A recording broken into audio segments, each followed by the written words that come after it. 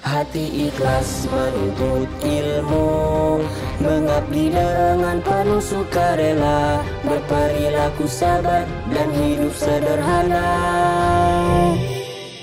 Dengan menanamkan nilai-nilai ibadah, melandaskannya pada Al-Quran dan As-Sunnah, menyantuni dan menghormati ustadz-ustazah, mengagungkan ilmu memperoleh kesuksesan, berakhlak mulia penuh dengan kearifan. Dibesarkan dalam sebuah lembaga islami, diajari dididik sebagai seorang santri, dilatih membiasakan hidup mandiri, disuguhi cara berderma tanpa pamrih, diayomi untuk beramal duniawi dan ukhrawi.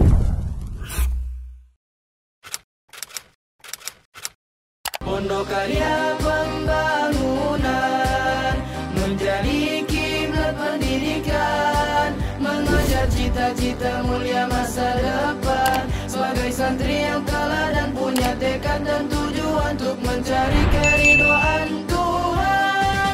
Pondok Karya Pembangunan menjadi kiblat pendidikan, mengejar cita-cita mulia masa depan. Assalamualaikum warahmatullahi wabarakatuh. Sahabat DKP TV dimanapun Anda berada, alhamdulillah segala puji bagi Allah bahwa hari ini DKP TV untuk perdana akan tayang, dan pada kesempatan talk show sebagai siaran perdana hari ini, insya Allah kita akan menghadirkan narasumber yang sangat-sangat capable, narasumber yang sangat luar biasa. Hari ini akan hadir bersama kita Bapak Kepala Pusat Kerukunan Umat Beragama Kementerian Agama Republik Indonesia. Saya sapa Bapak Dr. Haji Wawan Junaidi. Assalamualaikum Bapak. Waalaikumsalam warahmatullahi. Alhamdulillah, bagaimana kabar Pak? Alhamdulillah sehat, senang bisa berkunjung di PKP. Iya, terima kasih. Sahabat PKP TV, narasumber kita selanjutnya hadir juga, yang tidak asing lagi bersama kita, Bapak Kepala Kantor Wilayah Kementerian Agama Provinsi Sulawesi Utara. Saya sapa juga Bapak Haji Anwar Abu Bakar MPD. Selamat pagi Bapak. Assalamualaikum. Waalaikumsalam warahmatullahi wabarakatuh. Ya, insya Allah mudah-mudahan sahabat PKP TV hari ini ada hal-hal yang luar biasa yang bisa kita share dengan sahabat PKP TV di hari ini. Baik, saya akan mulai dengan Bapak Kapus. Mohon maaf Pak, saya sapa Pak Kapus. Siap. Baik. Mas Kapus juga nggak apa-apa Pak. Alhamdulillah, bahwa kita melihat perkembangan kondisi negara kita yang kemudian di sana sini terjadi gonjang-ganjing, sehingga kemudian pemerintah dalam hal ini mulai meluncurkan satu program moderasi beragama. Kami ingin meminta tanggapan Bapak bahwa mengapa kita saat ini harus lebih digencarkan lagi dengan program moderasi beragama. Ini sebagai pengantar untuk kita sahabat PKP TV. Iya, terima kasih Bapak Sekretaris Yayasan, Ibu Bapak sekalian. Jadi sebetulnya kalau Kementerian Agama itu sekarang mencanangkan gerakan moderasi beragama, ini yang perlu diketahui bersama bukan gerakan baru. Ini yang banyak disalahpahami oleh sebagian masyarakat kita. Dipikir moderasi beragama ini makhluk baru yang ujuk-ujuk diciptakan oleh Kementerian Agama. Sama sekali tidak. Jadi moderasi beragama ini adalah praktek beragama sebetulnya yang sudah lama diwariskan oleh para tokoh agama kita, para pendiri bangsa kita, dan para penyebar agama, baik itu Islam, Kristen, dan segala macamnya yang ada di Nusantara ini. Jadi kalau kita simpelnya di Manado ini, praktek moderasi beragama sudah sangat baik. Bagaimana komunitas kaum muslim itu menghargai bisa hidup bersama dengan komunitas teman-teman beragama Katolik, Kristen, dan lain sebagainya, tanpa memandang dan membedakan latar belakangnya. Jadi masalah keimanan itu adalah masalah hati masing-masing. Moderasi beragama intinya adalah menekankan pada aspek sosial. Jadi tidak ada urusannya moderasi beragama dengan pencampur adukkan akidah, sama sekali tidak. Seperti yang kita contoh sekarang, nggak ada kiai kita ngajari santrinya untuk ikut ibadah di gereja, tidak ada. Begitu juga pendeta tidak ada yang mendorong jemaat gereja untuk ikut sholat di masjid, tidak ada. Mereka jalan dengan ibadahnya masing-masing, tapi di dalam urusan sosial masyarakat bisa saling hidup bersama, bahu-membahu, tentu dalam konteks sulut memajukan Provinsi Sulawesi Utara, dan dalam konteks Indonesia adalah membesarkan rumah kita bersama, yaitu NKRI tercinta. Jadi itu sedikit dari saya untuk klarifikasi pada semuanya nanti. Jadi moderasi beragama yang dicanangkan Kementerian Agama ini bukan makhluk baru, sudah lama. Kira-kira semacam itu stimulus awalnya, Ustadz. Ya, baik, terima kasih Bapak. Sebenarnya memang demikian adanya yang dirasakan oleh khususnya kami di pesantren PKP, bahwa kurun waktu 45 tahun berdirinya Islamic Center dan PKP, bahwa Pak Kiai kami Al-Maghfur Kiai Haji Rizali M. Nur sejak tahun 77 ini sebagai warisan dari monumental dari MTQ Nasional ke-10 di Sulawesi Utara waktu itu, memberikan sebuah pengalaman berharga bahwa para santri, contoh misalnya bahwa pagar yang selama ini terbuka dengan masyarakat sekitar yang sangat-sangat heterogen, maksudnya bahwa komunitas muslim khususnya hanya ada di pesantren yang dikelilingi oleh umat Kristiani ini mampu kemudian berbaur. Dan sesungguhnya inilah penerapan sesuai dengan apa yang Pak Kapus gambarkan, penerapan moderasi itu memang sudah sejak lama. Nah, akhir-akhir ini kemudian dimunculkan lagi untuk memberikan penguatan. Selama ini mungkin Pak Kapus dalam memberikan materi ataupun kemudian memberikan sosialisasi tentang hal ini, ada nggak kendala atau hal-hal yang ditemui di daerah? Iya, jadi sebagaimana expose riset juga, ini kendala yang kami alami ketika berinteraksi dengan teman-teman di lapangan, itu tidak jauh dengan hasil expose risetnya Balitbang Kementerian Agama, di mana moderasi beragama ini sekarang diluncurkan, dikuatkan kembali, karena akhir-akhir ini cara beragama kita ini sudah direduksi pada hal-hal yang sifatnya simbolik. Kalau kita ngaji di pesantren ini, banyak santri-santri ini kalau ngaji yang namanya ahkam syariah, hukum fikih itu berapa macam? Ini ada mas-masnya banyak ini. Kan kita punya 5 hukum kan? Mulai dari yang haram, agak haram dikit namanya makruh, tengah-tengah mubah, ada yang nggak wajib amat itu sunnah, dan ada yang wajib. Lah tapi sekarang sebagian kelompok orang mereduksi hukum itu kalau nggak cuma halal haram, wajib haram. Jadi kalau nggak ada itu tengah-tengah itu sudah nggak ada. Jadi kalau tidak sesuai dengan pendapatnya langsung diharamkan, tidak sesuai dengan pendapatnya langsung dianggap sesat. Lah fenomena ini yang menarik Kementerian Agama mendorong supaya kehidupan beragama secara moderat dihidupkan kembali. Kita ingat Rasulullah itu pernah bersabda, iyyakum wal ghuluwa fiddin. Jadi kita itu tidak boleh ekstrim di dalam beragama. Wa innama halaka man qablakum, bisa babi apa? Karena disabai al-ghulu fiddin. Orang-orang sebelum kalian itu hancur. Kehidupannya, sosial masyarakatnya itu hancur. Karena apa? Tidak lain karena dia ekstrim di dalam beragama. Nah, moderasi beragama ini kembali diingatkan oleh Kementerian Agama sebagai wakil pemerintah yang mengurusi bidang agama. Kita wajib mengingatkan seluruh umat beragama, bukan hanya umat Islam. Baik itu Kristen, Katolik, Hindu, Buddha, Konghucu, Gatholoco, Sabto Dharma, Aluk-Tadolo, itu yang agama kepercayaan itu semuanya diingatkan supaya beragamanya iyyakum wal ghulu. Jangan sekali-kali ekstrim di dalam melakukan praktek agama.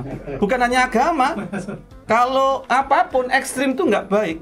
Jadi memang khairul umur Ausatuha. Kira-kira Kementerian Agama itu yang membuat kita kembali mengingatkan atau menguatkan moderasi beragama, karena tadi itu praktek beragama kita sudah mulai direduksi oleh sekelompok teman-teman kita yang perlu kita ingatkan bersama. Tentu cara mengingatkannya kita juga bil ma'ruf, dengan cara-cara yang baik. Mungkin ada contoh-contoh upaya untuk semakin mengingatkan kelompok-kelompok tertentu, misalnya seperti apa Pak yang sekarang sudah dilakukan? Iya, seringkali kalau saya ngisi, kalau diperintahkan Pak Kawil ngisi penguatan moderasi beragama itu, yang gampang saya kasih contoh itu yang hal-hal konkret di masyarakat. Contoh biasanya kalau sudah musim mau Ramadan, musim mau Lebaran, itu kita ada praktek keagamaan masyarakat Indonesia itu yang mungkin berbeda dengan praktek keagamaan di negara lain. Apa itu ziarah kubur? Hampir seluruh masyarakat kita itu punya tradisi keagamaan, di mana kalau mau Ramadan itu kirim doa datang. Bukan kirim doanya waktu itu aja, enggak. Ya setiap hari kirim doa ke orang tua kita. Tapi biasanya simbolnya itu kalau sudah mau Ramadan, makamnya dibersihkan, makam orang tua, makam kakek, ziarah. Nah, bagaimana nih dengan moderasi beragama?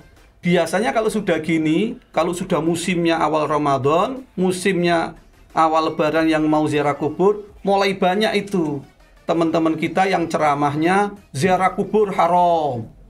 Mulai banyak meme-meme bertebaran di medsos. Ziarah kubur bukan syariat Islam, bertentangan dengan akidah Islam dan segala macamnya. Bagaimana moderasi beragama menyikapi hal-hal semacam ini? Ini yang perlu kita ingatkan. Saya ingatkan pada guru-guru agama dan penyuluh agama, dikasih tahu masyarakat. Contoh praktek ziarah kubur ini adalah salah satu bentuk khilafiyah bainal ulama, ikhtilaful ulama. Maka kalau ikhtilaful ulama bagaimana? Posisinya harus dihormati masing-masing pendapat. Praktek masyarakat yang melakukan ziarah kubur itu karena bukan salah-salah amat. Kiai-kiai kita dulu berarti bukan menjerumuskan kita untuk ziarah kubur hal-hal yang sesat. Ada dasarnya. Dasarnya ya hadis Nabi. Hadis Nabinya kuntu nahaitukum an ziyaratil qabri fazuruha, ada fazuruha. Maka boleh berziarah kubur. Sementara teman-teman kita yang nggak mau ziarah kubur, kuntu nahaitukum an ziyaratil qabri dianggap titik, belum koma. Ini kan artinya ada perbedaan persepsi. Ada riwayat yang satu diambil lengkap, yang satu lengkapnya setengah lengkap. Nah, ketika ada perbedaan begini, mana yang benar? Wallahu a'lam bishawab. Kita nggak ada yang tahu yang benar. Yang benar kita yang ziarah kubur atau yang nggak boleh ziarah kubur, nggak tahu. Makanya moderasi beragama gimana posisinya? Silakan Anda ziarah kubur, tapi nggak usah ngolok-ngolok teman yang tidak ziarah kubur. Begitu juga teman-teman yang tidak mau ziarah kubur, silakan dengan pendapatnya tidak ziarah kubur, tapi nggak usah nyesat-nyesatkan tradisi atau praktek keagamaan yang melakukan ziarah kubur. Jadi itu contoh konkret yang sering kali terjadi di masyarakat. Kira-kira semacam itu. Baik, sahabat PKP TV, lagi-lagi ini menjadi sebuah penguatan untuk warga PKP khususnya, bahwa ini sudah menjadi tradisi. Pak Kapus, kalau kita melihat santri di sini menjelang musimnya ziarah kubur, itu biasanya ada di depan pintu gerbang, Pak. Karena di belakang sini kebetulan ada kuburan, ada makam muslim, dan orang-orang biasa berziarah. Kalau sudah musimnya, biasa anak-anak PKP, anak-anak santri itu sering dijemput untuk membacakan doa di kubur. Alhamdulillah. Nah, ini lagi-lagi memperkuat posisi yang menjadi visi dari pondok pesantren PKP kita, bahwa untuk mewujudkan generasi Qurani yang wasatiyah. Ini kemudian semakin membuat para santri lebih memahami posisi moderasi beragama tersebut. Jadi penguatan yang diberikan Pak Kapus ini lagi-lagi akan membuat para pengelola kita di sini, keluarga besar pesantren PKP dan Islamic Center, untuk kemudian betul-betul mengimplementasikan moderasi beragama ini. Baik, sahabat PKP TV, hari ini hadir juga bersama kita Bapak Kepala Kantor Wilayah Kementerian Agama Provinsi Sulawesi Utara, selaku katakanlah orang yang betul-betul berwenang di Sulawesi Utara ini, kami ingin meminta pandangan Pak Kanwil bagaimana sesungguhnya pemerintah kemudian memberikan kebijakan terhadap pesantren, penguatan terhadap pesantren. Ya, terima kasih. Bismillahirrahmanirrahim. Para pemirsa PKP TV dan seluruh yang hadir, tentu yang pertama bahwa salah satu dari 7 program prioritas Bapak Menteri Agama adalah penguatan kemandirian pondok pesantren. Program ini sebetulnya adalah merupakan turunan dari visi dan misi Bapak Presiden yang tentu oleh kita semua, baik dari unsur pemerintah maupun dari unsur masyarakat, eloknya memberikan dukungan terhadap seluruh program pemerintah. Berkaitan dengan itu, tentu seluruh program khususnya yang berkaitan dengan penguatan kemandirian pondok pesantren, tentu pemerintah setiap saat melakukan upaya itu. Di pesantren kita di sini di PKP, saya selaku Kak Kanwil memberikan apresiasi dan penghargaan yang sangat luar biasa karena pesantren kita ini sudah melakukan transformasi dengan melakukan penguatan kemandirian pondok pesantren itu sendiri. Apalagi kita sudah menyaksikan bersama baik di tingkat sanawiyah maupun di aliyah, penguatan potensi pondok pesantren itu sangat kita lihat. Mulai dari upaya untuk melakukan transformasi digital dengan melakukan pengembangan dari sisi sains dan teknologi maupun pengembangan yang lainnya. Jadi tentu Kementerian Agama khususnya tentu akan senantiasa memberikan dukungan bagi seluruh lembaga pendidikan khususnya pondok pesantren, apalagi pesantren itu adalah lembaga pendidikan tertua di Indonesia yang tentu menjadi harapan terbesar kita untuk memberikan pembinaan kepada umat baik masa sekarang maupun di masa yang akan datang. Saya rasa demikian.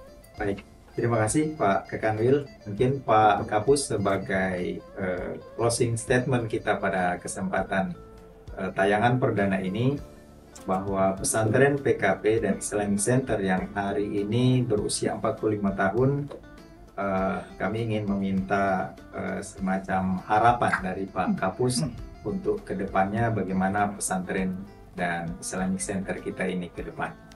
Ya, jadi harapan saya sebagai Kepala Pusat Kerukunan Umat Beragama Kementerian Agama RI agar PKP ini bisa menjadi pioner dan menjadi uswah hasanah ya bagi komunitas beragama khususnya di Sulawesi Utara ini untuk menyebarkan ajaran-ajaran agama yang betul-betul bisa memberikan kesejukan.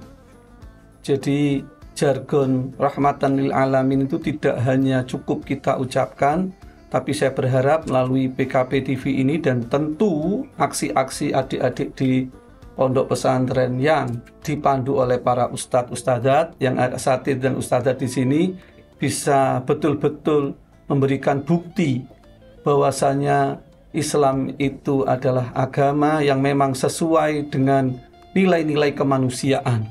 Tidak ada sedikit pun di dalam ajaran Islam yang bertentangan dengan misi kemanusiaan.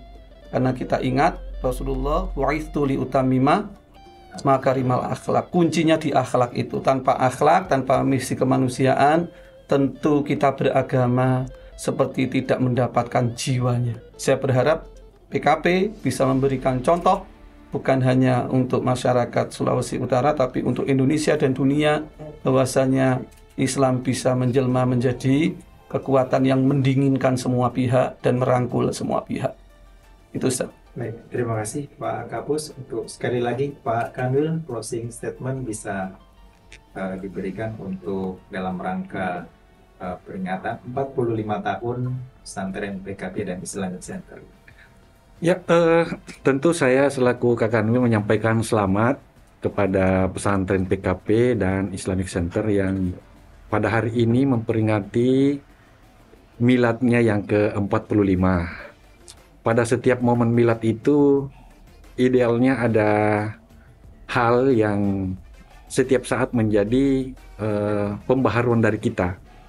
Pada setiap momen ulang tahun itu kita harus kembali mengingat bahwa masa lalu yang telah lewat itu adalah kenangan. Masa sekarang ini adalah kenyataan. Dan masa yang akan datang adalah tantangan. Pondok Pesantren PKP dan Islamic Center sekarang ini kita sudah menyaksikan dan melihat bagaimana PKP melakukan transformasi khususnya dalam bidang digitalisasi. Nah, ke depan tantangan kita seperti apa? Oleh karenanya pada momen ini tentu kita berharap bahwa sekaligus kita jadikan sebagai bahan evaluasi, koreksi, dan introspeksi. Yang telah lalu, kira-kira kekurangan kita ada di mana? Lalu kemudian yang sekarang ini kita benahi untuk kepentingan masa yang akan datang. Saya sekali lagi mengucapkan selamat, mudah-mudahan momen ini juga menjadi momentum bagi kita semua, khususnya kepada keluarga besar PKP dan Islamic Center. Di samping seperti yang disampaikan oleh Pak Kapus tadi, kita sebagai pionir juga sebagai agen-agen yang akan melakukan perubahan ke arah yang lebih baik di masa yang akan datang. Terima kasih. Baik, terima kasih Pak Kakanwi, Pak Kapus. Sahabat PKP TV dimanapun Anda berada, Alhamdulillah bahwa apa yang telah disampaikan oleh Bapak Kepala Pusat Kerukunan Umat Beragama Kementerian Agama Republik Indonesia, juga Bapak Kepala Kantor Wilayah Kementerian Agama Provinsi Sulawesi Utara, betul-betul menjadi sebuah momen di hari ini, tepat 45 tahun berdirinya Islamic Center PKP.